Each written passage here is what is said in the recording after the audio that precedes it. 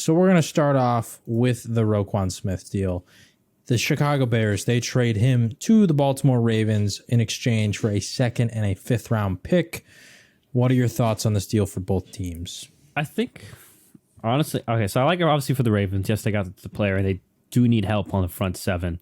And obviously, Roquan's a difference maker. And I low-key do like it for the Bears because it seemed like they weren't really willing to pony up, because it is key to remember that Roquan's going to need a new deal right after this year.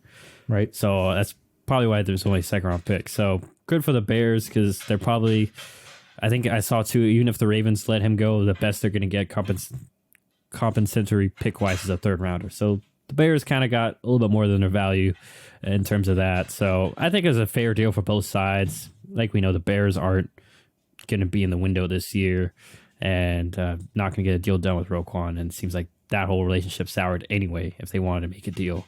So we'll see if he gets a deal done with Baltimore. That will be interesting because if he does, that basically would it'd be interesting to see if they even get anything done with Lamar. So I'm interested to see that going forward. Obviously, a few months from now, so check back in there. But yeah, this is one of those weird ones where I say I think both sides it was a pretty good deal for both sides.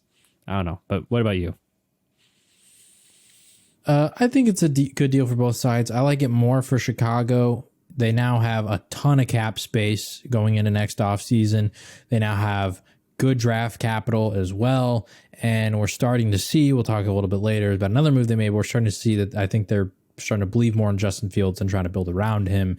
And I think that just clearing up your flexibility can allow them to have an offseason like Jacksonville had this past year, where you sign Brandon Scherff, a good offensive guard. You go out, maybe you can overpay for a receiver who's not necessarily A tier, but you got to do it to get talent, stuff like that you could build around your own quarterback. So I like the fact that, you're freeing up cap space, you're getting assets to prepare for the future because, like you said, they're not in it for the now.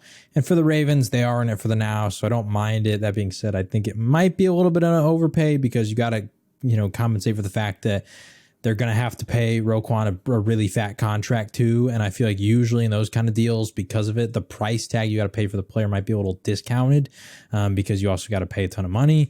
So we'll see how it works out for the Ravens. Patrick Queen hasn't been amazing in coverage.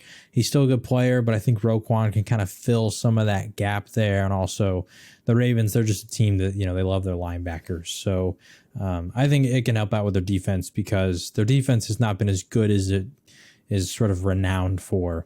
And so I like the move for both sides, but I do like it a little more for Chicago just because, I don't know, usually in the deals where a team gets a lot of draft picks, I kind of prefer the team that gets the draft picks typically. Hey guys, thanks for watching this clip from the Shut Up and Ball podcast. If you want to see weekly NFL and NBA content, click the subscribe button. Don't forget to like the video. And if you want to watch the full episode that this clip came from, click right here.